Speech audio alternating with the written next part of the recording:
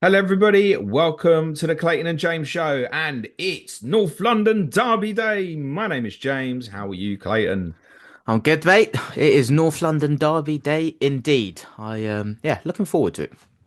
We shall talk North London Derby in a bit more detail in a little bit. We're also going to talk some big news involving profit and sustainability reporting from yesterday. Spoiler: everyone's okay, we think. Eurofocus this week is taking us to Croatia. We've got on this day at the end from something that happened 30 years ago. Exactly. We're going to kick off with a bit of discussion on last night's football. But before we talk Premier League, Clates, just to clarify the results from the three remaining FA Cup ties postponed from the weekend. So Preston North End beat Charlton Athletic. They will host high flying Wycombe Wanderers. I say high flying at that level, obviously. In round four, Wigan won at Mansfield, so they will host Fulham in round four.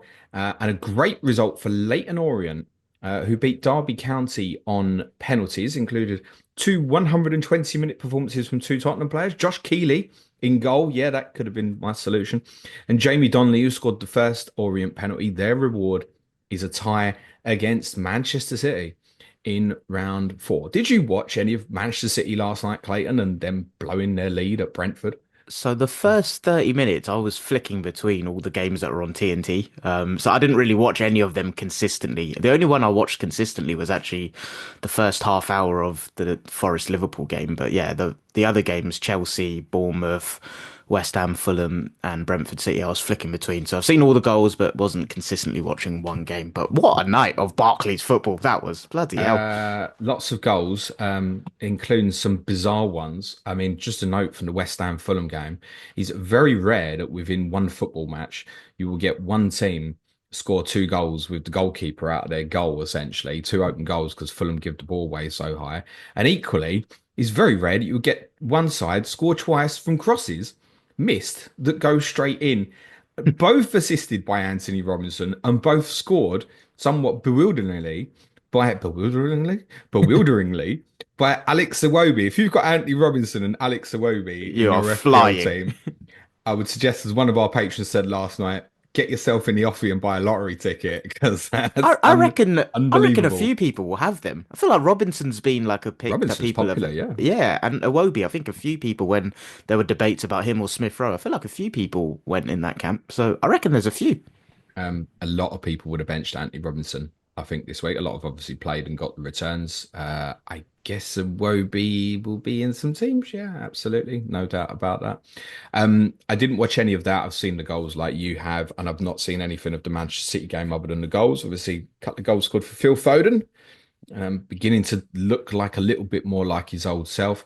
But I think for City, in summary, this is just the latest slap when you feel like, this could be three wins in a row. No, but how are you blowing that from 2-0 And up? if it weren't for Ake at the end as well, I mean, I haven't rewatched it to see if it was actually going in from Bumo, but I know when I was watching the highlights, Ake cleared one off the line with a header. I've not seen the angle to see if it was actually going in, but I mean, what was it? Two goals in the last few minutes? I can't remember the timing of it, but it was pretty last minute, weren't Have it? you seen the pep ranting with Ortega after the Yeah, game? mate, that's just weird, isn't it? Um, yeah, But I if kind of want to, I kind of want to say no, but yeah. No, everyone has their own way of motivating people, right? And like, it's clearly worked for him because of his success. But how would you feel if your manager was kind of speaking to you and handling you like that? I think one thing's verbal, but like, don't fucking touch me like It was a that. bit aggressive, wasn't it? Yeah, The only thing I would say is, I think we have seen Pep do these things before after City have won games, even with and the because they've opposition. won, you don't make so much of a deal of it. But then obviously the drop points last night, and then obviously people making more of a deal of it. Yeah. I was watching I forget who was on there with David Ornstein last night on Sky Sports News last night. I Not forget who sure. the other fella was, but he was like, "Oh yeah, it's clear now. City aren't going to win the league." Where have you been for a while, mate? Definitely not. I suspect, despite very good efforts, Nottingham Forest won't be winning it uh, either. But a very creditable draw. I think they gave Liverpool the tough game that I expect them to give. That said, all I really watched of this, truthfully, in terms of in detail, was the final 20 minutes or so. And that was just a barrage of Liverpool trying to score the winning goal and just contriving to find different ways of failing to do it, basically. Yeah, Matt Sells, bloody hell. Like how Liverpool have come out of that and not won, especially with, like you said, that 20 minute spell at the end. As an Arsenal fan watching that, I think people nowadays call it a hate watch, don't they? As an Arsenal fan doing a hate watch, that was an uncomfortable watch, the last 20 minutes or so. I don't know how Liverpool didn't get that one over the line. You kind of relieved at the end that it was a draw rather than Liverpool Yeah, winning, or you like, definitely. disappointed that Forest No, didn't hold I'd on. say I think Liverpool deserved to win that. So yeah, I was definitely relieved that it was just a draw in the end.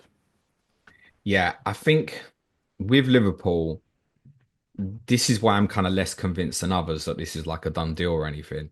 There is still vulnerabilities there defensively. And even in that period that I watched, Forest had one kind of counter attack where the ball went across the box. You think if anyone's arriving at the back post, and it's not going to something that shows on XG or anything because it's not a shot, you think I'm in trouble. They definitely can be hurt easier than many other teams towards the top of the table. And I think that makes them vulnerable, particularly in away games. But they get absolutely carved open on the first goal. It's brilliantly Yeah, executed by Forest, but they get carved open on it. yeah. Chris Wood, he doesn't stop, does he? I mean, I've Is not owned him once. Yeah, same. And you look at them playing Southampton this weekend and go, uh-oh. I guess he even falls into a line of captaincy this week for FPL managers. I must say, I do intend to captain Mo against Brentford this weekend. I felt like last night was the opportunity to take him on.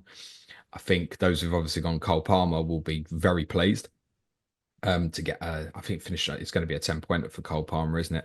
The rest of us are on a flagged Alexander Isak tonight. I'm pretty confident we'll play. I sold Jota this week. You did. First touch, boom. Have you seen his XG from the game? I've You not seen couldn't. the XG, but I saw the couple. Well, there's one other chance I remember where Sells made a good save. I'm guessing there was another that's escaped my mind. But It's his highest XG since game week one. and Point you sold eight for Semenyo as Diogo well, no? Jota. I was going to get to that. It's North London derby. That I have to start on the front foot. Yeah, no, that's fine. I mean, with Jota, it's I couldn't not go Jota's Gordon, could I? No, There's no regret on the fact that I made that I transfer. said that on the differential show. Really nice moves, I thought. And Semenyo, despite obviously point, it's interesting. He shows up as 0.03 XA, but obviously having won the penalty, that's obviously it's more like 0.78 XA, isn't it? Because he's Yeah. won the penalty. His XG from the game is 0.03. Finally, one of these long range shots. The amount of shots he gets off, I mean, he's absolutely smashed it in. I want to shout out, it was one of the best bits of play I've seen from any player all season individually from him, and it wasn't offensive. With 5 minutes to go, Bournemouth winning 2-1. Chelsea got a counter attack going down the left hand side, and Semenyo's playing left wing. So he's on the other side of the pitch. And most, if you're a forward who's tasked with getting back, you're going to head back in a straight line towards your goal, kind of cover up the back post and stuff. He sensed that the danger was so bad, he ran like a referee. Oh And what I wow. mean by like with a referee, do you know what I mean by that? Yeah, like tactically covering the space and So aggressive and referees, fast. if you've never noticed this, you'll never unhear this now. Referees run in diagonals. Yeah. They don't run in straight lines. They're running a diagonal across the pitch. So he's gone from left wing position, going across the pitch beyond some of his own teammates to go towards the right back position. Not only does he get there, he wins it, plays it off, and then spins and pirouettes and just goes in like a three-quarter jog back up the pitch. He doesn't even look like I'm out of breath, I panic to go back. He starts jogging back up and then Bournemouth are on the counter. I'm like, that Machine. is amazing. And it sums up Bournemouth because they are a mentally tough team to play against for anybody because their fitness levels are outrageous. But even Um, for them last night, like no, obviously they don't have a recognised striker at the minute. Right back, I think Hill even went off early, yeah, didn't when he? I injured, yeah, they had to Um, put Lewis Cook there. yeah, and then you look at their bench as well; it's just full of academy kids. I mean, it's gutting for them how it ended, but I think overall, to go there get a point. Yeah, I think, and to be honest, I actually ended up watching more of this than I'd intended to because there was at points where I went to turn it off. So I went to turn Chelsea Bournemouth off in the first half, and then Cliver hit the post for Bournemouth, and it went down the other end of the pitch, and Jackson hit the post in the same attack, and I was like, why am I turning this off? This Yeah, this is all right. And then the notification, Chris, would come up. This is the first killer of your FPL game week, James, came up, and I then moved it on from there. I probably would be fair to say that I think Chelsea probably did deserve something out the game. It got to the point, and I've seen a few of the Chelsea guys say this last night, that remind them a little bit like the Fulham game, where it's like he's not going to come. And I'm watching the game, I think Bournemouth are winning this. Reece James scores from a free kick. Always nice to see him about and playing. No, we're not going to be there anytime soon, if anybody's thinking that. Nice moment for him though, yeah. I should shout out also that I think it's a real shame for Bournemouth what Andoni Iraola did after the game I've not seen it. because his side played well. They have injuries that won't get covered in the same way, like, say, people cover the injuries with my team or Yep. your team at the moment. They're doing exceptionally well. They're competitive in every single game. What did he And at do? the end, rather than giving his team real credit for how they played, and I get the disappointment of not winning at the end, he came up with this absolutely bizarre excuse for why the equalising goal shouldn't have stood. About Cucurella in Chelsea's wall to the side of Bournemouth's wall being too close to Bournemouth's wall, and the ball doesn't even go anywhere near the wall. It's one of the daftest excuses I've ever heard, I think. All right. I don't know why he's doing that. Give your team your credit. You've gone to Stamford Bridge and got a draw and very nearly won. I don't know what you're talking about, moaning about refs for and stuff like that. He, though, he's on his way towards, don't kill me, Bournemouth fans, an elite job. Yep. Great manager. He Seen a few re Chelsea fans actually saying that he's done a number over Maresca a couple of Well, times they now. were really unlucky when they played Chelsea at home earlier in the season. Yeah. They definitely should have got that something out of that game as well. So yeah, good side Bournemouth, and you factor that into your thinking. I think now double game at 24. Now confirmed, Liverpool will play Bournemouth away and Everton away. Mo Salah triple captain for you. Well, I've used mine, but That'll be a no then. no. But if I hadn't, yeah, probably. You haven't Yeah. used yours? Is that what No, you're? I think I will. Yeah, I don't think it's great as a double, but I also don't think the alternatives later in the season's covered on Monday are necessarily going to show up great, particularly even if they do look great, they could land around other clubs having They're European two fixtures and potential stuff. stingy games, though, from an offensive perspective. Yeah, I just look at it and I think, like, obviously Mo's blanked last night, but he he really should have scored in that I period think towards the end Aina of the game. scored, cleared one off the line from him, actually. Yeah. Yeah, Aino had one cleared off the line. There was another one he forced Sells into a good save, Yeah. tipped over, and there was another one come to his left foot and he bent it like really badly over. That was just in the 20 minutes that I watched. And he does come alive even more the later games go on. But I just kind of look at it. My hopes on a triple captaincy are never big anyway. Like, hit me an extra 10 points. And Yeah. people get excited and they, oh, if I get 25, I've got 75. No, you've got an extra 25. I mean, that's incredible if you can hit that sort of Only number. Andy Martin can do that. Yep, shout out Andy. Not Andy. Andy wasn't the only person in the world No, who I triple know. captain Kevin De Bruyne. But I'd be happy with like an extra 10 or so. And I do look at it and I think he's going to be so heavily captained that week. Like, a goal in either game will probably get him that number. Exactly. Yeah. Like I said, if I still had it, I'd deploy it in that week myself. Yeah, I think that's probably what I'm going to do. There's plenty of other people will obviously go down the Arne slot route. I don't think there's anything else to cover off from last night's game specifically. And Touched on West oh, Ham Fulham Nicholas Jackson. briefly. Oh, Mr. XG himself. He was great on Palmer's goal, to be fair. It was a great and what a finish as well. Yeah. From Cole Palmer. He's I was having a little bit of kind of back and forth, not really even a back and forth. With Gary Mantle, our Chelsea correspondent last night, and he was like, "Can you sell him?" Because obviously after I one with saw Jota this, and yeah. Semenyo. And I was like, no, confirmed I'm keeping for Wolves at home in the next game. That's the fourth home game now this season already that Jackson's put up an XG number of above one. Four separate home games. From those four home games, he scored twice. I saw Gary saying he thinks the goals are coming, and I'm with Gary. I think if as long as you're consistently getting in those positions, getting those numbers, like you'll go on a run somewhere. His next four home games between now and the blank of 29 is Wolves, West Ham, Southampton, Leicester. Yep. I kind of want to get him in. I don't own him. He ain't going anywhere this week, but he could drop to a Liverpool player for me in 23, i.e. Gakpo maybe. But I may even spin that back around to Jackson again, even. Could be. Anyway, that's enough chat on last night. Me and Sujid obviously covered the games in a more detail and more kind of the FPL relevance as well on Friday's game review podcast. I'm going to talk PSR a little bit because there were some nervous fans going into yesterday. It was kind of known that there would be a PSR announcement yesterday on if any of the clubs had failed the last 3 year reporting period.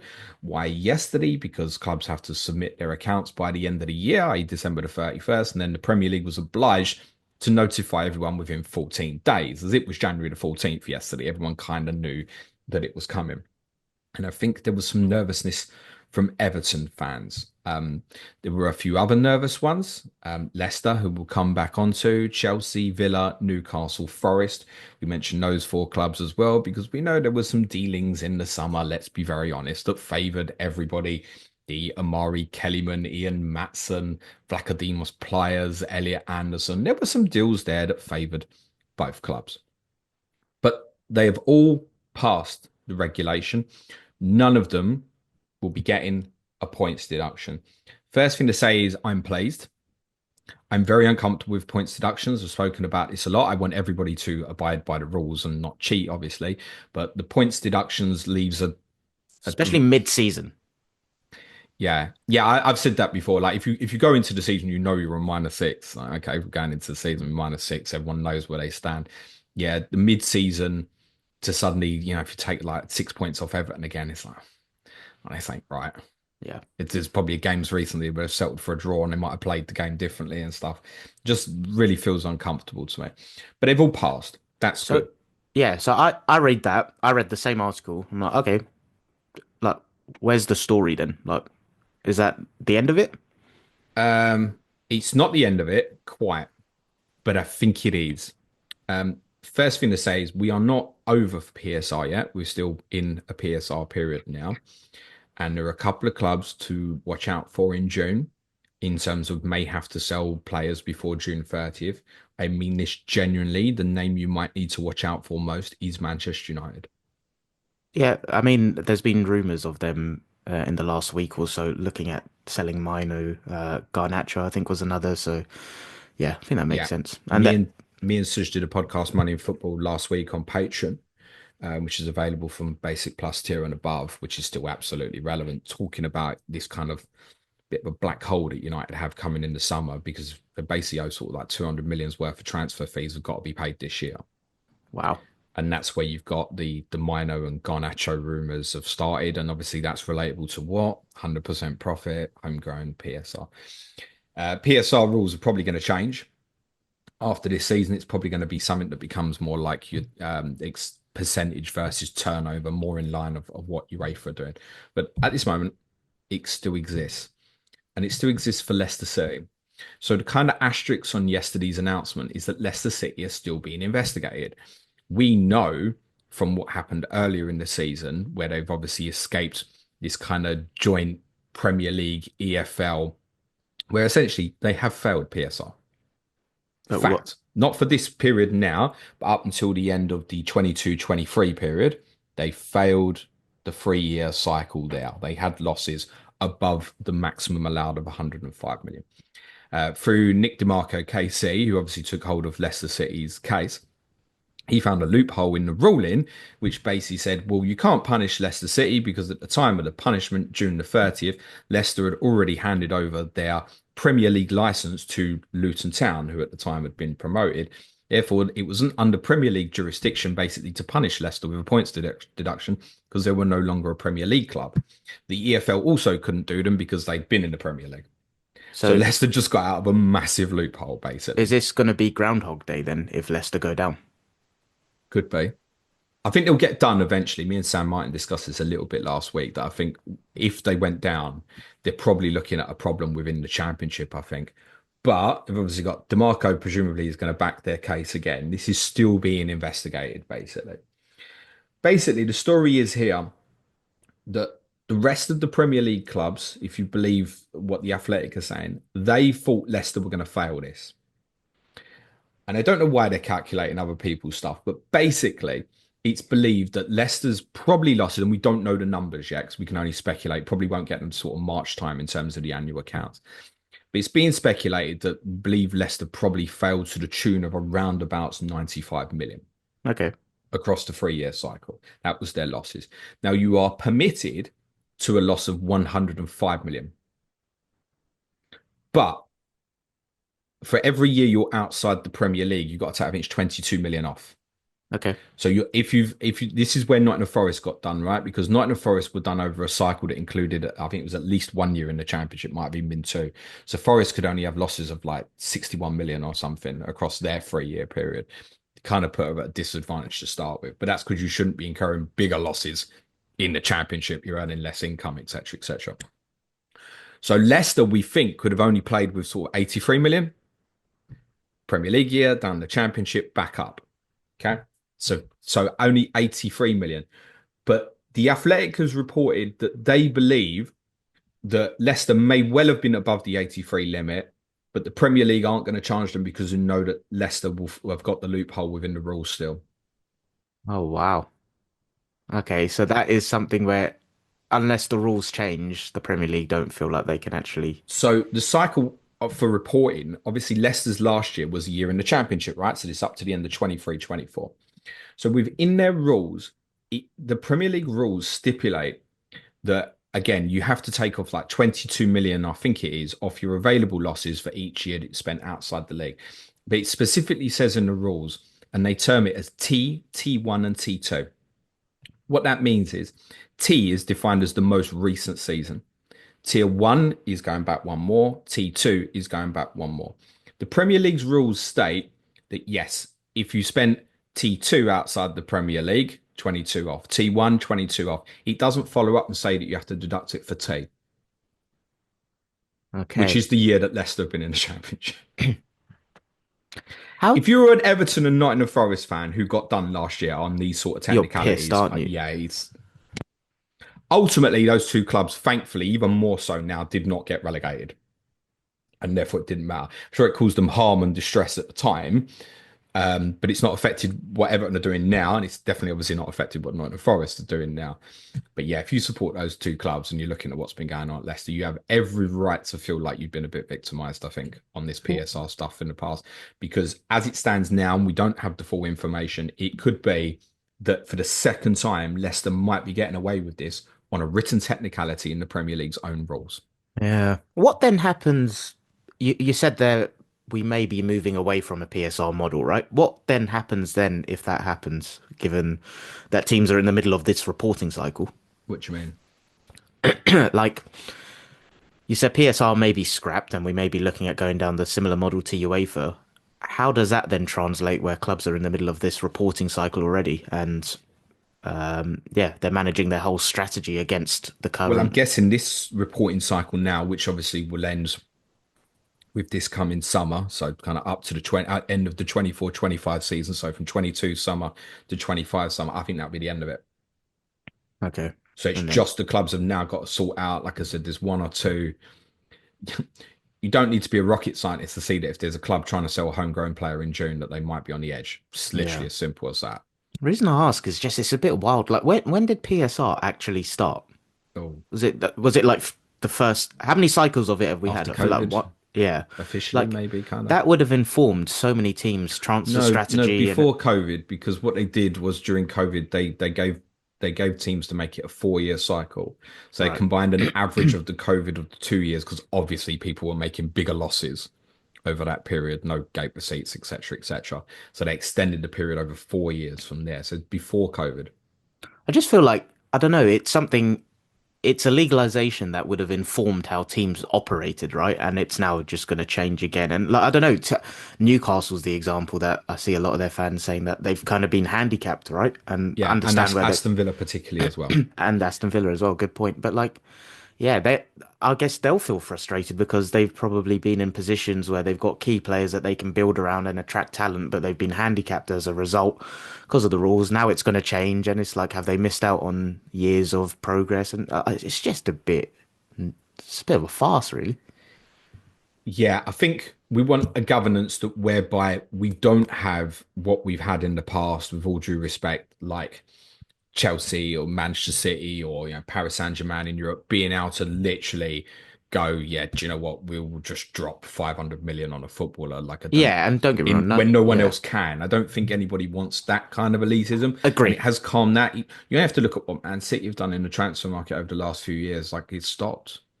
I know they're going to spend some money now, but City are kind of in profit on transfer dealings like over the last 3 years. Yeah, I've always said this with City though, is because they were able to exploit the market as it was to get to a point where they had an elite squad. This is correct. And I mentioned them, and it was the same with Chelsea when Abramovich first come in and stuff like that as well. It's not to discredit anything those two No, clubs no, have done. It's just a reality, right? They could spend bigger than others. There's a lot of other clubs like United who have spent really big, by the way, and wasted a lot of it and got a lot of their dealings wrong. So finding the right middle ground it's tricky. feels. They came up with this idea, didn't they, in terms of a scale of expenditure on salaries based on where you finished in the league.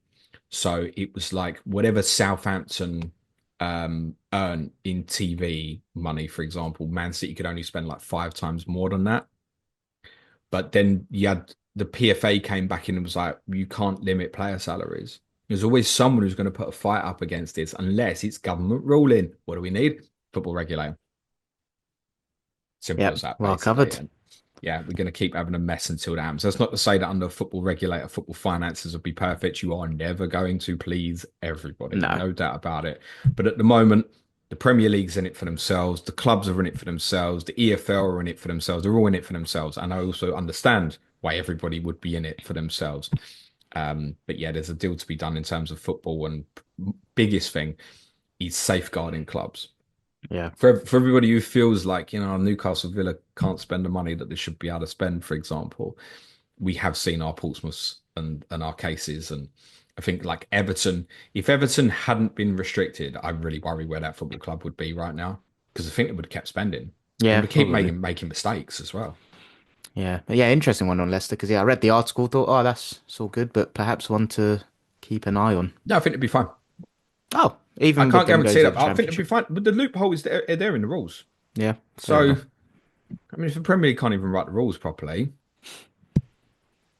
it will be quite something if it comes out that Leicester have hit above 83 million and they've not been charged.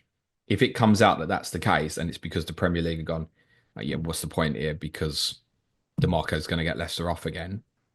You failed. You failed everybody else in the league under that Yeah, circumstance. Big game tonight, sir. it is indeed. You're going? I, You missed last year, didn't you? But you're going tonight. I missed last year because, and I'd hate going now. I honestly feel sick about it. Can't be yourself, can you? It's not like No. I can walk down around Drayton Park like, oh yeah, what do you think the team be tonight, Dad? Like it's just you're not having the same sort of conversation you'd normally be having walking to the ground. You just don't want to draw attention to yourself. I'm not going to go wearing colours or anything like that. Of course not. It's just go try and get a result and get out. Obviously, I didn't go last year because the missus was away and I had to look after Harry. So yeah, the missus will be looking after Harry tonight. I'll be in the shit away end. Sorry, it is. It's I'm not flat and it's offended. it's flat and it's crap. Um, well, I would have a much better view on the TV, but you keep going because it might just be like that night I went to Manchester City. Certainly not expecting a 4-0. Would take a draw quite happily right now. We discussed quite a bit on the game yesterday on Patreon. How do you feel now after Liverpool dropped points last night? Because we discussed the impact of what the Liverpool result might be on today. Yeah, similar to how I felt before when Liverpool have dropped points, just like got to capitalise. But I can't remember who it was when Liverpool dropped points and Arsenal didn't take advantage. But yeah, it's to be honest, I think the Arsenal fan base is a little bit fractured at the minute, and I think there's nothing like a North London derby to just try and galvanise everyone. Like I'd It's like to, probably the best fixture you can have as long as you win it. as long as you win it, that's the Yeah, key thing there. If yeah. we drop points, I was going to say if we lose, I think even if we draw, I think it could get a little bit. I think if we lose, it will get toxic. If we draw, I think it could be pockets of ugliness tonight. But if we win, I think there's nothing like beating your rival to just try and get everyone united for one night. Like I sometimes think I live in this little bubble that I'm in where I feel very clear on where Arsenal are, where we're headed, but like the kind of modern football, everything's so zoomed in, and I don't know. I kind of find myself thinking, is it World War Three going on at Arsenal at the minute? Like we're second in the league. Like I know we're not where we want to be right now, but I think there's very clear factors that explain things. So yeah, I just think in terms of where I'm at right now, it's like must win, obviously. Um, you've got your own injury issues as well, right? Like it's We both do. It's yeah, basically the no defense versus no attack. It almost feels like a little bit. literally, is it going to be a nil-nil? Yeah, I don't know. It's one of them where just need excuse me, just need to go and win. I think it's something that could really galvanize everyone and just get behind the team and the manager right now where things aren't great at the minute. But yeah, especially without your kind of two first choice centre backs. And we both obviously went to extra time on the weekend. So yeah, it'll be interesting to see how that plays out. But yeah, headspace, it's weird. You know, we've both spoken before about feeling sick and ill on the days of North London derbies. I haven't had that this season with them. I don't know why. I don't know if it's maybe like as I'm getting older, or I don't know if it's maybe a headspace shift of where, It definitely gets the games get easier when you get older, I think. Purely because I often say to them, well, what's the worst thing that'll happen tonight? Well, the worst thing that'll happen tonight is we get absolutely destroyed. And then we wake up tomorrow and life goes on and it's shit and you've got to face the music and that's it. But that's the worst thing that's going to happen. The best thing that could happen is the opposite. Am I going to fly to the moon if that happened? No, like it's the same thing. We enjoy it and then other games at the weekend, etc., etc. And obviously, if you have a mad one like a 5-0 or something either way, then it's the sort of one that's going to stick and people keep reminding you about it. That sort of scenario is pretty unlikely either way, I would suggest. Um, but yeah, what's the worst thing that can happen? You learn that more and more, I think. Also, from my perspective, I spoke to you yesterday, so I'm really calm about it. One is expecting to get beat, but it just truthfully, it just feels like there's bigger games. I was more worried about Sunday than tomorrow than tonight. Not because I'm more worried about Tamworth than you. I probably know what's coming. There's the fear on Sunday of what it was going to be if we lost that football match. yeah, And frankly, our cup games are way more important than the league games at the moment. So you speak about the kind of the atmosphere around Arsenal fans at the moment. I mean, it's a shot in the arm can really do wonders because that's kind of what happened for us last week beating Liverpool. Like it doesn't mean anything definitively yet, but it's like all them shit results we've had. If you said to the fans now, do you know what, it's going to end with a trophy at the end, they go, shit, it was worth it. And for you, if suddenly you win the rivalry game tonight, and then you're 2 points closer to Liverpool than you were at the start of the week, and then you've got another home game this weekend, and they've got another away game, and you start suddenly, boom, yeah, your narratives exactly. change. I think that the consciousness of anger amongst Arsenal fans at the moment is bigger because I think that they know, we all know, I think, as good as Liverpool are, they can be caught. If you were sitting 100%. there against peak City at the moment, you wouldn't even realistically be thinking about it. No, of course. And this is where like my There's like headspace. the chance is there. Yeah, but Like take advantage of it. 100%. But I think I ask myself the question if who are the realistic teams that we put in the conversation to try and win this league title? Is like Liverpool, Man City, Arsenal, like Chelsea were in the conversation a few weeks ago. Like, would any of those teams in the same circumstances of like the suspensions, the injuries we've had, and the knock-on impact of the availability and freshness of the squad be expected to go and challenge for the league? And I don't think they would under the same circumstances. And that's why I got Arsenal fans are going to hate me for saying this. I almost think it's quite impressive that we are where we are with what we've dealt with and we're still in a conversation. And I 100% agree. Like the frustration and expectation comes from exactly that. It's your expectation going into the season. I was confident going into the season that I'm not going to say win the league because I think you can't control that. I was confident we'd be able to put a points tally on the board that would give us a good chance of doing it. Factors happened that I didn't account for that forces you to recalibrate your expectations. I think like when Liverpool had seasons like this after when they were in that golden period, didn't they finish like third, fifth, maybe something? Well, in Yeah. terms of like what do you Well, mean? there was one year where I think they had an injury crisis and Alisson scored a header to get them into the Oh, top well, it four. And scraped into fourth, didn't they? yeah, Yeah. like and I don't know. I feel like a lot of the urgency from And Arsenal they've been fans. top in December, by Oh, the way. really? I even famously said on the podcast in December that it's over because Oh, City was wow. so far off it at that point. And then Liverpool won about 1 in 12 or something. Yeah, it's an interesting. I definitely think there's the element of like this urgency from Arsenal fans because we haven't won that trophy, and I think the 22-23 season kind of fast forwarded expectations of the timeline as well. But I'm someone that it's weird in my personal life. I'm not rational or patient at all, but when it comes to Arsenal, I'm like I can see that kind of longer term view. But Yeah. yeah, bringing it I, back to tonight. Oh, I sorry, go on. think it's heightened because of City, because I think psychology you're thinking inwardly as well, assuming nothing happens with 115, etc. You're like City won't be this bad next year. So you like got to take advantage of that now. Like City will sort themselves out, and Liverpool still be there, and Chelsea will progress, and Newcastle will progress, and maybe Tottenham and Man United might come back into the game. Forest might become unbeatable under Nuno, and Villa might get involved. It's like it feels like there are similarities to the Leicester season, There are, there where definitely are. not to the same extent because Liverpool have done it. It's worth saying better than everybody expected.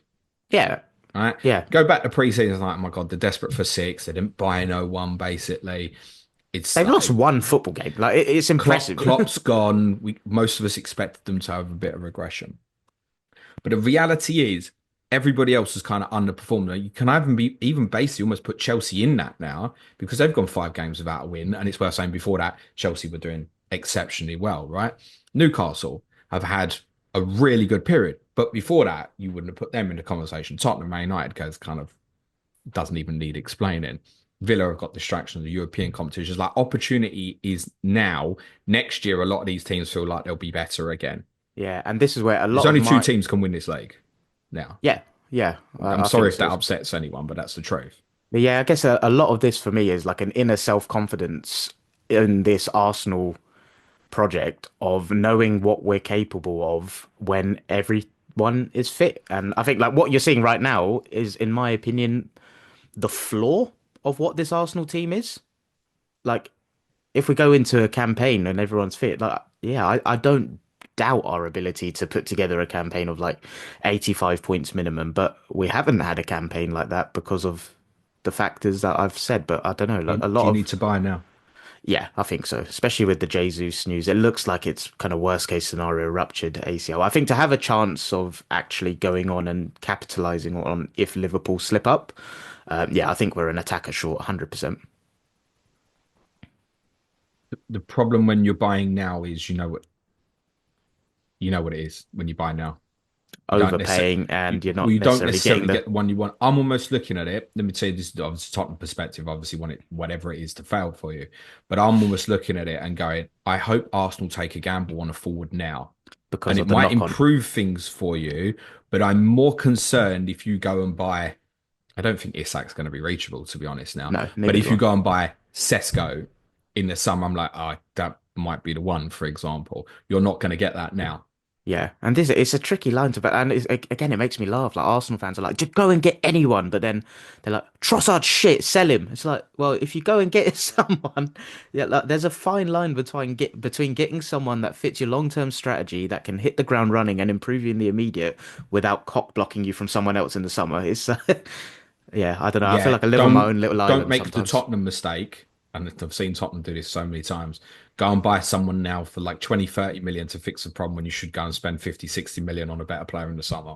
And Yeah, in your case, what we're talking about here is actually probably rather than paying 40 million for someone now, spending 80, 90 million on someone in the summer. That's more what we're talking about. yeah. I'm But just I get the desperation. I get that. I get it. For me, personally, I can only speak for where my head's at. I'm so relaxed about the long term. Like, give me 5 years of Arteta. Like, I back the 5 years to be able to consistently put the points tally on the board over a domestic campaign to give us the best probability of winning the league. Like, that's But he all I won't can get that ask for. long. I worry as well. Because expectations change. You remember the conversation we had about Forest? And we said like they're doing great, but fast forward 2 years, it would be like people be like, I'm sick of this. And that's what I hate Not about that you're modern sick of football. being third in the league, but the reality is the brand of football being played is not sustainable for a very long period. It's great for them now, they're doing superb. But ultimately you get in the Champions League and then you start drawing games that you shouldn't even be like, I wish we played a bit more offensively and stuff. Your narrative will change. For Yeah. you, go forward, if we fast forward 24 months, and in this period between now and then, if you're sitting here in 2 years' time, you don't look like you're going to win the league, for example, you don't look like you're closer, and you haven't won anything in between. You Yeah, know the reaction of the fan base, mate. 100%. And that's what I'm definitely in the minority in the way I think. But you know me, I'm more about like the kind of what are the things I can see that are repeatable and sustainable. And I think those things that are in place give us the best probability of long-term success. But I do worry about, I don't know, modern football is just so short-term and now and instant gratification. It's fucking crazy. Yeah, look, been, I've kind of not wavered in my support of Ange. There's things I'd like to change sometimes, but I'm very much in this is a longer term thing. And I also think it's madness to consider the idea of Arteta leaving Arsenal when you can still win the Premier League. It's just absurd to me that people would think that at the moment. I get frustrations, I get but frustrations, 100%. channel it a little bit better. You're absolutely right. Everybody wants the now. What I would like now is Tottenham to play in white tonight, but they won't. It'll be in light What's the blue. deal with that? Is it because of It's the our, same as Wham before. yeah, There's too much white in your kit. Which, by the way, when he was playing Newcastle the other week, I was like, that Newcastle kit is so predominantly white. yeah. Like, what's the I difference? I can't remember what your opinion was it around the first game. Is it something that bothers you? Yeah, it does. Yeah, Yeah, okay. yeah, it does. When teams change their colours for no important reason, that really, really pisses me off. Yeah, Yeah, yeah, fair play. it gets some way. There's certain teams I think like the traditional ones in this country, the traditional big five, if you will, the kind of yourselves, Man United, Liverpool, Everton. We should never be playing in our away kit against those clubs ever under any circumstances. We played in like that stupid coffee stained grey at Everton last year. I'm like, whoa, it's so shit. We played in blue with them fluorescent lime socks at Old Trafford the year before. I'm like, no, come on. These traditional football matches, can we have teams in our home kits? Yes, there is more white in your kit this year, not enough to make it like unrecognizable between the two teams. Utter Sean Dyche comment, yeah. But we can't use that anymore because Sean Dyche is unemployed. But as many of you might have seen on socials, he's released a statement via the League Managers Association, and he How is believes he's left Everton in a great state. it? I I love his one-liners and his quotes. That I've not seen the statement. I need to read that, but that it does not surprise me. Yeah, scored in two of the last 10 games.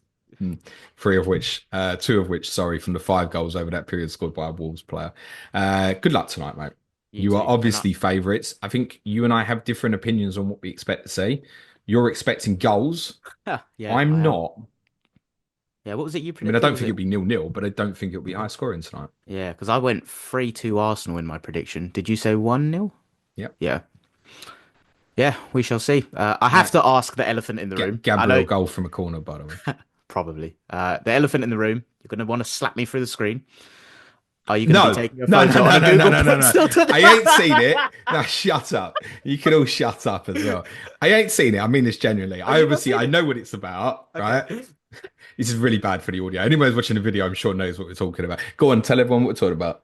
So, Google Pixel's marketing Now, manager needs a bollocks. I raise. don't care. Let's talk about that. Sod it. I'm not buying a Google Pixel. I'm not watching the advert. I don't care for anything this person has to say ever, ever, ever, ever. I have no interest in it.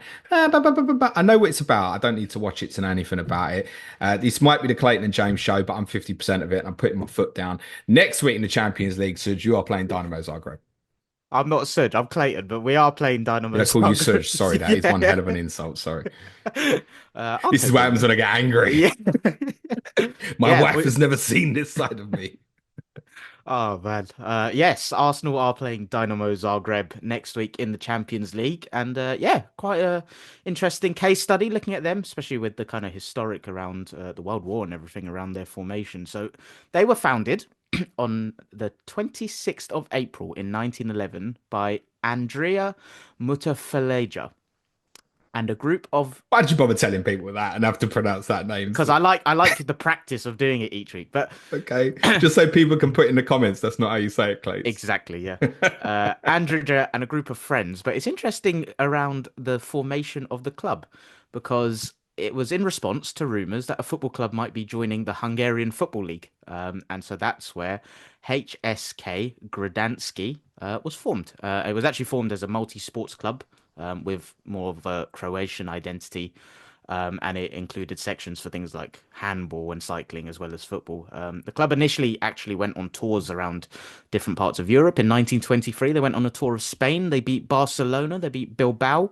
They toured England in 1936, and they actually won the 1936-37 Yugoslav Championship. But then obviously the outbreak of World War II, sorry, kind of put everything on its head. The Kingdom of Yugoslavia dissolved. But then there were Croatian clubs that actually competed during the war in different competitions. And it was in 1942-43 where Gdanski actually won a league title.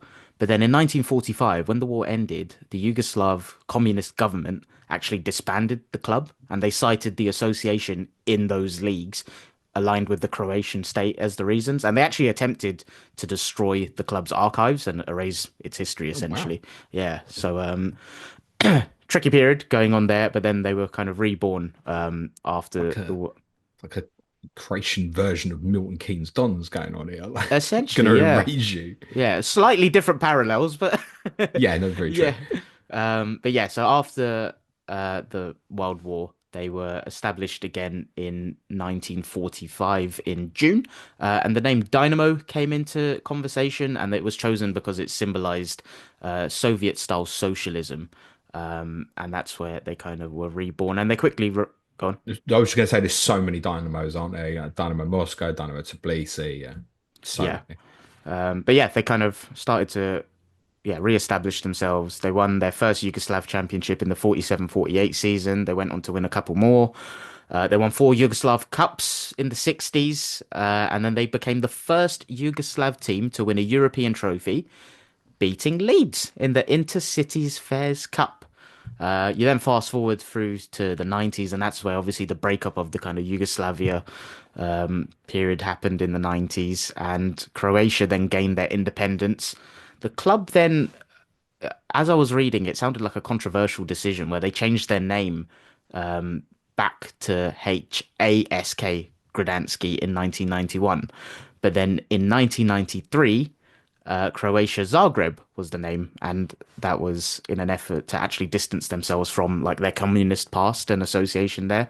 But then the fans never actually embraced the changes, and so in the year 2000, the club actually reverted back to Dinamo Zagreb, where in an effort to kind of reclaim their historical identity.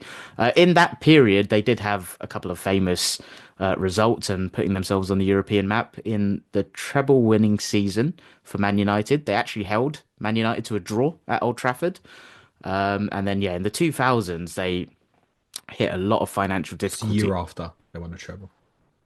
Sorry, yes. That's right. Yeah, cheers for the correction on that. But yeah, in the 2000s, they had a lot of financial difficulties, but the kind of emergence of their academy, I think, really helped them in terms of some of the sales. Obviously, Luka Modric he won the Ballon d'Or, was it 2018? To produce a talent like that. And there's many other players, which I'll come on to in a bit, because the list on their Wikipedia page, you look at a list of players and it's like, oh, wow, even some of them, Ah, just, it's a mate, joke. like anybody that's Croatian that you can remember has either probably played for them or played for Hajduk Split, who are their rivals. So like Perisic is like a Hajduk Split boy, for example. Yeah. Modric is a Zagreb boy. I'm going to split for a stag do in May, and we Big envy land. you, mate. Well, Split and Dynamo Zagreb play each other on the day we arrive, but Oh wow. our flight flipping gets in during the game. Terrible Sad. planning. Anyway, Yeah, yeah, basically. Who's organised that? Have a word. it may have been me because I'm the best man. You're best man for someone. I know, I have a That's friend. incredible. That is a revelation and a half. I don't even have a friend, I have a best friend. But yeah, I'm more bring concerned for the man getting married. He's he's chosen you. he's a Wow. Spurs fan, and he'll Oh, probably be listening to who's this. chosen Guna? What's going on? I know.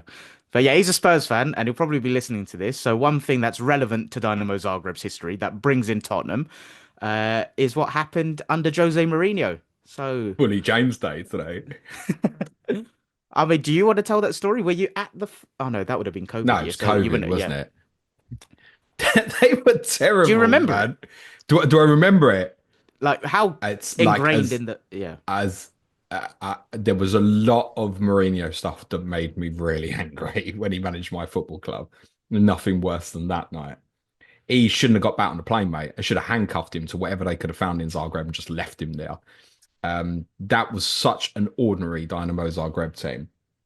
Um, we played them at home, we beat them 2-0. I don't think Zagreb barely had a shot on goal. We won 2-0 and they were there to be slaughtered. And we go to the second leg and we start trying to play for like 0-0, and then we start trying to play for like losing 1-0 on the night, and then grimly trying to hang on to go through 2-1 on aggregate. Ends up going to extra time. Miroslav Orsic got a hat trick, Correct. who Yep. some might remember went to Southampton, but I could completely understand that no one remembered that he went to Southampton because he played like 3 times for them or something. That's how good Orsic was. Um, Jesus, unbelievable, man. They were disgraceful. It's one Yeah. of the worst performances from Tottenham, I would say, in our entire history. Last 16 of European competition, that's what you showed up. My God, man. And yeah, that's what happened. That would have happened in the stadium known as the Stadion Maksimir.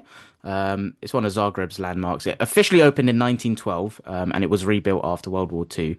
It has a capacity officially of 35,123, but because of some earthquake damage, the capacity is actually currently reduced. And in terms of the present day, they're doing all right in the Champions League. I know they started off terribly. Like they got battered by Bayern Munich 9-2, and I think a lot of people were thinking, "Oh, what's this campaign going to be?" But they've won two, drawn two, lost two, and I think one of the results in there was a 0-0 draw against Celtic. They lost at home against Dortmund, but they beat Slovan Bratislava, who, fair enough, they may be bookies' worst team in the competition, but 4-1 away from home was impressive. They beat Salzburg away from home as well. They drew at home to Monaco. So, like, I know the battering against Bayern Munich doesn't look great in there, but a couple of decent showings for them there. In terms of their domestic season, they won the league last year. They haven't actually played. I can't remember when their last fixture was. It was before Christmas though, 22nd of December. So it looks like they've got a bit of a break, and their first game back is against Arsenal in the Champions League. But in terms of their domestic campaign, they are actually third. And last year they won the league, but they've already lost more games this season than they did in the whole of last season. So yeah, a bit of a Mm. mixed domestic Yeah, I'm campaign. just looking at 7 points behind rivals split, and also a club called Rijeka. I think Yeah, that's probably not the correct pronunciation. That's a failure. yeah. That anything less than first is a failure. Yeah, indeed. And just going back to the kind of players and stuff, I mean, obviously, as an Arsenal fan, Eduardo is kind of one of my favourites, and heartbreaking what kind of happened to him and how his career petered out. But like Luka Modric touched on, Vardio, obviously, at Man City, Mandzukic, Kramaric in there, Cranshaw. I'm not going to go through all of them because, like you said, that anyone that you kind of associate, you'll bring it back to. But two players that surprised me was Mark Viduka. I didn't realize played for Yeah, Dynamo he's Zagreb. Croatian heritage, isn't he? Yeah, I didn't know that. I thought it was just Aussie. Shout out Andy Martin, Mark Viduka. Huh? The Champ Man crowd will remember that pronunciation. Yeah, he's I don't know if he was Croatian born, Okay, I didn't maybe, know but it's that. certainly definitely Croatian ties, and his family obviously played for Australia. And the other Uh, one? Danny Olmo. Oh, okay, that I didn't know. Yeah, that surprised me as well. He's basically, yeah, I think I can't remember if he was from their academy, but there's a lot of, if you look on his kind of career history, it's the early years are all, yeah, it is the academy because it's Dynamo Zagreb B, then Zagreb for a few years before he moved on to Leipzig, before he's now at Barcelona. And I don't know what the deal is in terms of the squad registration, if they've got him in their squad or not at the minute, but Barca, I think yeah, he's good to carry on, I think. okay, Basket case, aren't they, mate? yeah, But I think, yeah, they've found a loophole. There's a surprise, or I don't know, they've pulled the lever on the elevator again. I don't know, but yeah, it sounds like he's probably going to be able to continue with them. but yeah, Just a that couple of was Dynamo. additional points from me on Dynamo. Obviously, for anyone who doesn't know, and who's not old enough, and that'll probably be the majority of you listening or watching, the Intercity Fairs Cup is now the Europa League. So Dynamo Zagreb have obviously won the Europa League in their history. But I think originally the idea with the Intercity Fairs Cup was it was clubs who didn't qualify for the European Cup as obviously league champions because it was only originally league champions. And then obviously the Cup Winners' Cup was kind of then the second biggest, the Cup Winners. But at the Intercity originally it had that title because it had to be clubs who played in like major cities and stuff. But it was still some achievement. I think when they went in, they were obviously as a Yugoslavian club. There were two other Yugoslavian clubs that were in the competition that year, and they both went out in the first round. And Zagreb made it. I think they played Juventus en route. I want to say. I think they interestingly, when they won it, I forget who they played in the first round, but they went through on a coin toss. Oh So they wow. went on to win the competition, but they drew a first tie, and this was before penalties and stuff and away goals, and they went, yeah, flip a coin. I always find that the maddest thing, and actually went on to win the competition. I think they played the might have Dunfermline Ah, in the second round on their path as well. They've played plenty of English clubs over kind of the Premier League era. Leeds, prior to the Premier League era, was the only English club he'd ever played in Europe. They played United, you mentioned us. I remember them beating you one night actually, in a Champions League game in Zagreb when I came out. I'd been to see Kevin Bridges live. You don't know who I'm Kevin Bridges is? not a Scooby, mate. Top comedian from Glasgow. I'd been to see him at Hammersmith Apollo and come out and couldn't believe that you'd lost at Zagreb. I think Wenger had rotated one too many players. I Not being conveniently mad. left that out. They've also played Man City. They've played Fulham in Europe one year. They played West Ham in Europa League in the 21-22 season. And despite my bad memories of Tottenham against Zagreb, one of my favourite ever Tottenham goals, a very hidden goal, was actually scored against Dinamo Zagreb in the 2008-09 season. This was just after Harry Redknapp had taken over from Juande Ramos. And it's one of my favourite goals for two reasons. One, it's a brilliant goal. Two, I called the passage of play before it happened, so that made me feel like a don. We had someone sitting with us for the game who didn't normally sit with us, and I was like, watch this. Ah, David Bentley took the corner, and it was, the old trick to the edge of the area in the volley. I could just see they were setting it up for Tom Huddleston, and it wasn't anything we'd ever done before. Tom comes on and meets it, and he has to run to meet it. He just crashes it, and it just flies in the bottom corner. Because it was like a Europa League group stage game, I it think at the didn't get time, the the UEFA Cup. coverage. Yeah, it's hard to even find footage of it unless you've got like Tottenham DVDs, which obviously we'll be making one of them, as you well know, if we obviously win this evening, Clayton. Yeah, if you can find that Tom Huddleston goal against Dynamo Zagreb, cracker, kind of similar I feel like to he Paul. scored a couple of them though in his career. I mean, Tom had an He had a good hit amazing on him, strike yeah. on him. It's similar, more similar towards Paul Scholes' goal at Bradford. I don't know if you remember. It's similar to that. Brilliant, brilliant goal. Yeah, Dynamo Zagreb. They are 24th currently in the Champions League, so that is right on the line. They are level on points with Manchester City, who've got the same record. They are 1 point ahead of Paris Saint-Germain. Those two clubs play each other. Those two clubs are obviously in danger. I would suggest it will probably be to their benefit that a club like Zagreb, who's sitting in between them, goes to Arsenal next week and also finishes with AC Milan at home. So they probably won't make it. Yeah. Sorry Never to know end though. that on a negative story. Let's finish with On This Day.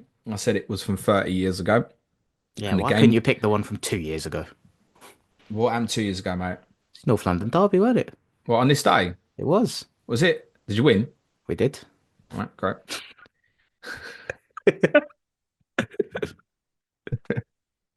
I mean, was this the 2-0 at White Hart Lane? Yeah, that's the one. Yeah, I mean, we were atrocious. There's not actually anything that much memorable from the game other than the idiot who tried to slap Aaron Ramsdale at the end of it. Fuck, forgot about that. That Yeah. was that game, wasn't it? There you go. You got your little dig in. Well done. Good one. 30 No, this years. is from 30 years ago, and it's when Tottenham beat Arsenal Oh, in. for God's sake. No, it's not. It's from a game between Newcastle and Manchester United.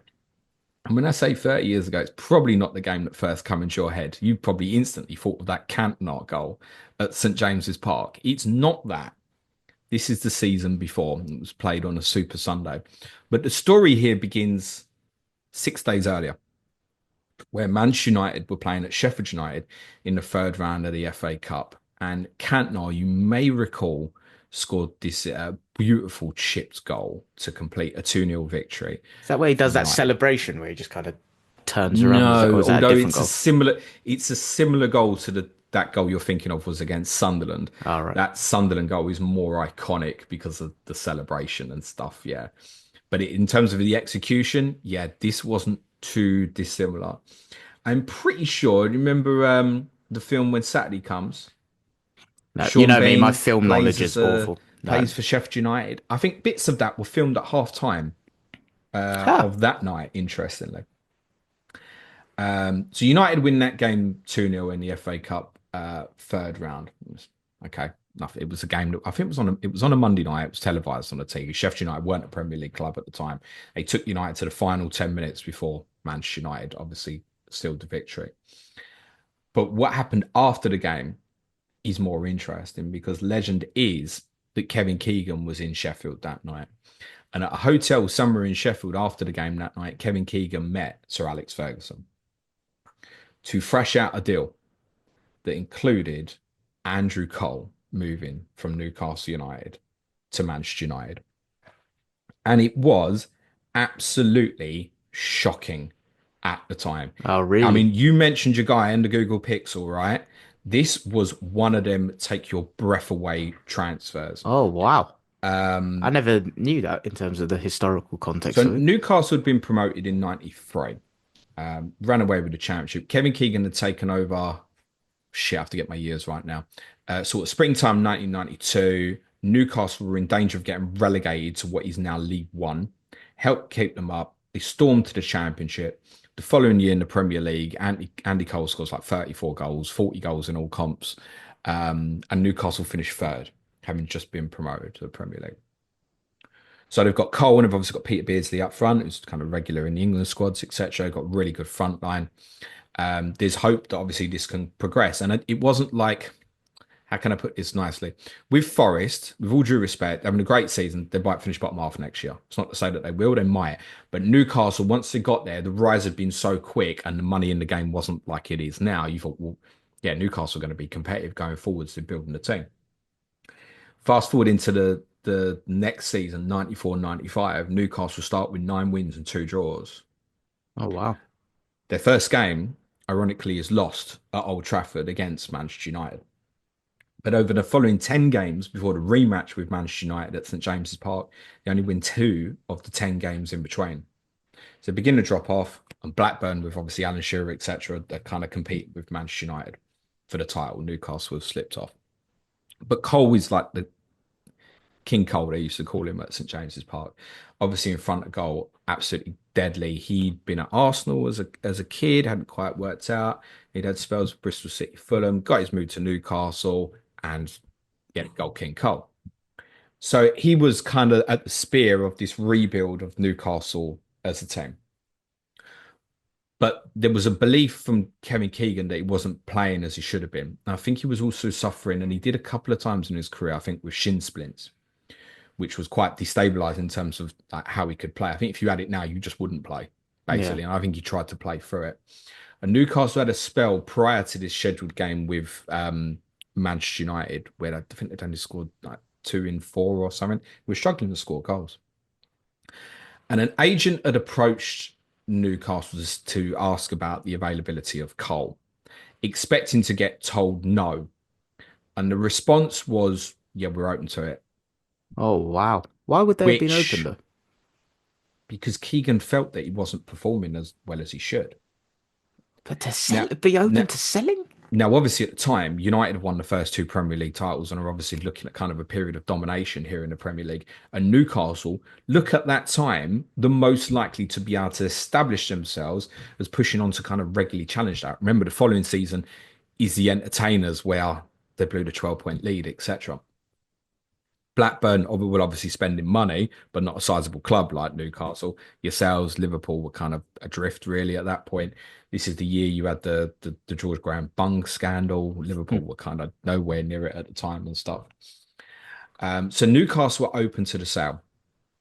So Ferguson senses the opportunity, and Keegan is like I said. Keegan went to Sheffield, is the word, to go and meet Ferguson. It wasn't like, well, you come to me, or it's like, no, let's talk. And the reason they went there was because Kevin Keegan really wanted Keith Gillespie, who I'm pretty sure had scored in that 2-0 victory for Manchester United against Newcastle, young Northern Irish winger. Keith Gillespie was pivotal to the deal happening. Keegan would only give the thumbs up to the Cole deal if he could get hold of Keith Gillespie. And Gillespie, by all reports, was meant to play for Manchester United that night at Sheffield United, and then got told like an hour before kickoff, no, you're not playing because you're going to go and you're going tonight, basically. Oh, And he wow. wasn't sold on the idea. You're a kid at Manchester United, thinking, I ain't leaving. But he then got sold on the idea, like, no, you're going to come to Newcastle, you're going to play. Yeah. So they thrash out the deal that night, and it basically all gets agreed. There's a story I read from Lee Clark, who used to played for Newcastle at the time, and he used to pick Cole up to take him to training. So Clark's like banging on the door at Cole's house and just don't answer nothing, right? So then I suppose some footballers did have mobile phones back in these days. The story goes that Cole called Clark like not long after he'd left while Clark was in the car, and he's like, look, I'm leaving today. Oh, The wow. deal got announced later that day with Cole, with Ferguson, signed, shirt held up, everything. It was like that. It went from when it came out in the media, it was like, yeah, Shock, stun. but it wasn't like you get your news now. It was literally in the local press in Newcastle, it was like in their evening editions of papers, it was like, yeah, this is happening. And it was done by the end of the Wow. evening. And they were due to play each other that weekend. And let me tell you, it sent massive shockwaves to the extent these Newcastle fans, a lot of them, people might remember the famous scenes where they've seen the newspaper articles, what's going on, and they've gone to the ground. Yeah. And Keegan's there with McDermott, and they were all plotting inside the stadium how to get Keegan and McDermott out, like through a back door. McDermott was Keegan's assistant. And Keegan was like, no, we'll go and explain to them why we're doing it. Okay, now, imagine that now. Yeah, that's crazy. There's So something quite. Keegan goes onto the steps outside the front of St James's Park. There's a couple of other Newcastle fans there and answers their questions on why he's selling Andy Cole. Is there any footage of that doing the rounds? I'd love Yeah, to yeah, watch yeah. something. You can I'm gonna find it. go. Yeah, You can find it. Yeah, it'll that's pretty exist cool. if you look for it.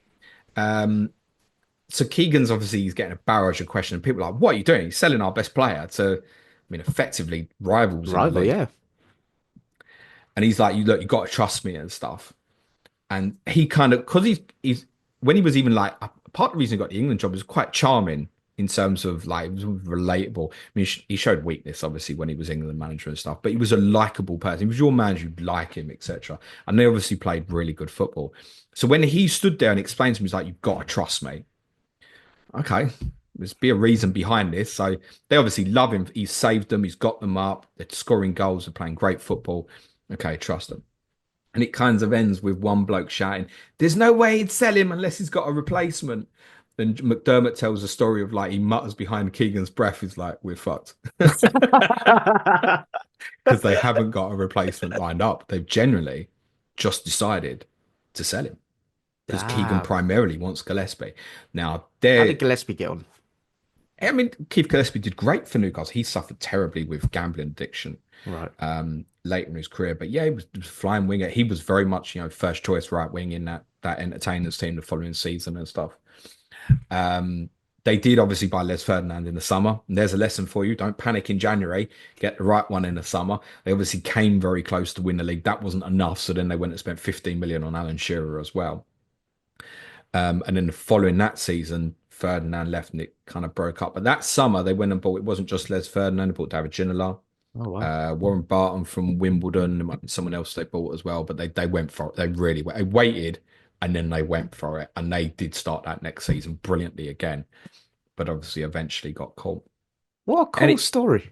well, that's not the end of the story Oh, because Cole's going to make his debut now for Manchester United at St James's Park, isn't he? oh Jesus.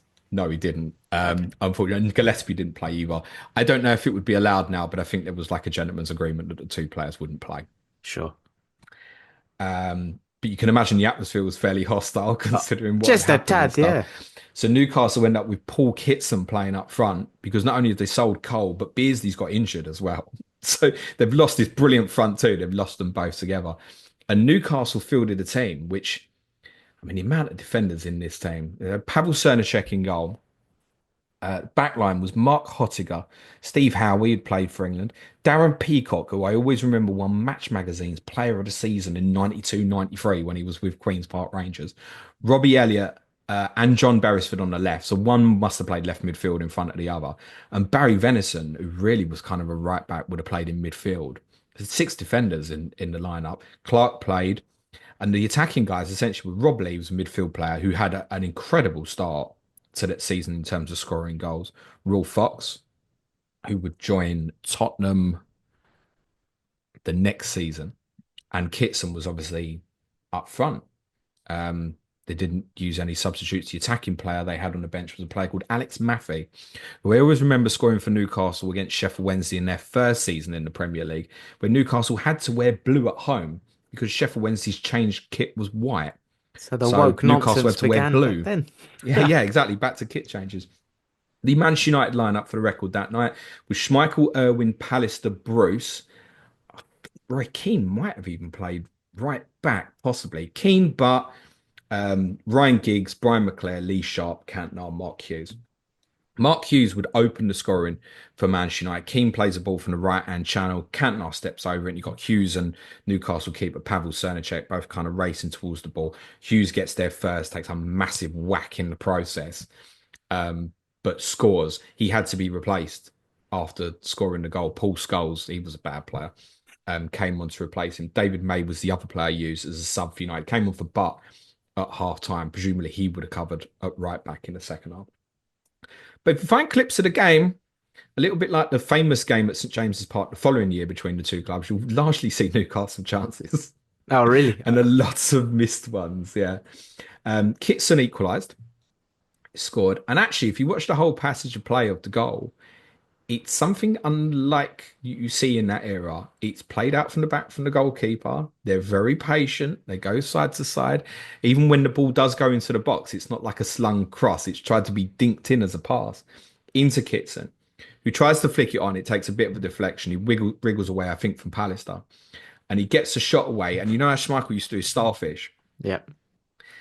Schmeichel's too far away from that, but he used to spread himself massive. And Kitson strikes it. It's not a great strike, but it's right between Schmeichel's legs. He just can't close his legs quick enough, right? Please don't laugh at that. So he equalises, and Kitson has two really good efforts to potentially win the game as well.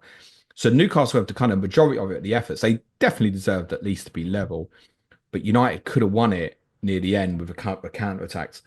And Cantona has this spooky effort, which isn't that dissimilar to the famous goal he scores in the fixture the following season with a volley at the back post. Ryan Giggs has these breathtaking counter attack run. You know, he's just running direct and doing a little bit like the famous Against goal Arsenal, in yeah. '99 semi-final. Anyway, you think he's run it too far. He manages to hook over this cross, and it's going over Cernacek. And Cantona's at the back post, and he's just got to side foot it back in. He concentrates so hard on the contact that he actually goes back underneath Cernacek and back across the far post and rolls wide. And the game would finish 1-1. Obviously, United would go on to lose the title on the final day of the season. The famous Blackburn lost at Liverpool, but United couldn't win at West Ham. But this was another famous game where if Cantona had obviously scored that day, maybe Manchester Knows United what happened. would have won the title that season. I mean, Newcastle went on to finish sixth, kind of meandered towards the end of the season without Cole, but then they obviously went and replaced him very properly last in the summer. And Cole would obviously go on to do fantastic at Manchester United, be part of that treble winning team that did not beat Dinamo Zagreb to the following season. What a cool story. That is on this day from 1995. Nicely covered. I believe that's a wrap. Next, on Planet FPL, ask James tomorrow. Why is it tomorrow? It's tomorrow so I can get questions about he who shall not be named and probably Arsenal beating my team tonight. No, it's so me and Suj can obviously do the game review podcast on Friday. I'd have been quite happy to do it tomorrow, but if you think I'm paying any attention to the three other games happening tonight, you got zero chance. So we're going to leave it till Friday. I presume Clayton should be back with me next Wednesday. Sounds good. Thank you Super very stuff. much. Have a great day, everyone. If your team's playing in the North London Derby, very best of luck. If you like the team that's playing in light blue this evening, be nice to each other, everyone. Cue music, please, man child.